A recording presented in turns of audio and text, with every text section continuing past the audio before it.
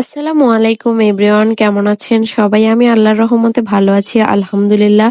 বসেছিলাম আর হঠাৎ করেই ভাবলাম যে আমার ঘরটা অনেক বেশি অপরিষ্কার হয়ে আছে, ঘরটা পরিষ্কার করতে হবে।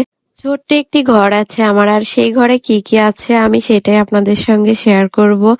আমি প্রথমেই মশারিটা খুলে নিচ্ছিলাম। মশারিটা আমি সুন্দর করে গুছিয়ে রেখেছিলাম, কিন্তু আমার ছেলে আর মেয়ে কখনোই ঘরটা পরিষ্কার রাখে না। যতবারই ঘরটা পরিষ্কার করি না কেন ততবারই ওরা দুইজন মিলে এলোমেলো করবে।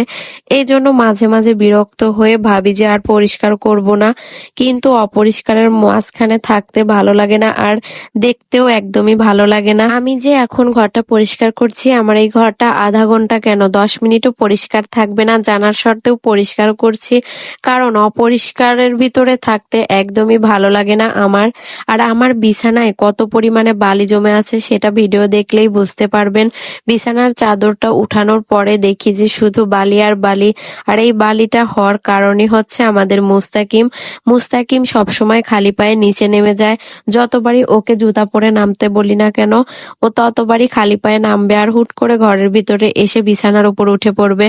তো মুস্তাকিমকে অনেকবার বোঝানোর চেষ্টা করেছি, মুস্তাকিম কিছুতেই বোঝে না। ও যতদিন বড় না হবে ততদিন আমার এই অশান্তিটা ভোগ করতে হবে আর কি। আমার এই ঘরটা অনেক ছোট, তারপরেও আমি সবসময় চেষ্টা করি আমার ঘরটার জন্য সবসময় পরিপাটি থাকে, কিন্তু বাচ্চাদের জন্যই রাখতে পারি না। তো ছোট বাচ্চারা থাকলে এরকম হয়ই। বাচ্চারা বড় হয়ে গেলে সবকিছুই ঠিক হয়ে যাবে, তখন আমার ঘরটিকে আমি অনেক সুন্দর করে সাজাবো, আমার ইচ্ছা আছে। আর আমার যে ছোট ছোট এবং বড় বড় যে ইচ্ছাটাই আমি মনে মনে করি না কেন, আমার আল্লাহ তাআলা কিভাবে যেন আমার ইচ্ছাগুলো পূরণ করে দেয় আলহামদুলিল্লাহ। আমি গ্রামের একটি সাধারণ মেয়ে, আর আমি সাধারণভাবেই চলাফেরা করতে সব সময় পছন্দ করি। আমার কাছে কোনো স্টাইল ভালো লাগে না, সাজুগুজু করতেও ভালো লাগে না, সব সময় সাধারণভাবে চলাফেরা করি আর কি। তো এখন এই যে শোকেজের উপরে অনেক বেশি ময়লা জমেছিল, ময়লাগুলো পরিষ্কার করলেই আমার ঘরটা একদম পরিষ্কার হয়ে যাবে। দেখেন তো ঘরটা এখন কেমন লাগছে, আগে কি রকম পরিবেশ ছিল আর ঘরের ভিতরে এখন কি রকম পরিবেশ তৈরি হয়ে গিয়েছে।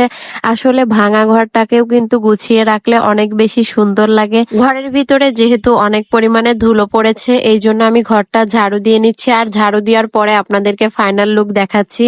এই যে শোকেজের উপরে আমার এই র্যাকটা রাখতেই হয়, কারণ আমি ওইখানে অনেক জিনিসপত্র রাখি ছোট ছোট যেইগুলো। আর এইখানে যে একটা ছুপা রেখেছি, একটা খাট আছে, ওই পাশে একটা আলমারি আছে, আর ওইখানে আরো ছোপা আর একটা ফ্রিজ। আমার এই ছোট্ট ঘরে এই সামান্য কয়েকটি জিনিসেই কিন্তু ভরে গিয়েছে, কারণ আমার রুমটি অনেক বেশি ছোট। সুন্দর করে গুছিয়ে রেখেছি, এই কারণে কিন্তু আমি এতগুলো জিনিস আটাতে পেরেছি। তো আর অপরিষ্কার থাকলে এতগুলো জিনিস জীবনেও আটাতে পারতাম না। আজকের ভিডিওটি এই পর্যন্তই। সবাই ভালো থাকবেন, সুস্থ থাকবেন, আল্লাহ হাফেজ।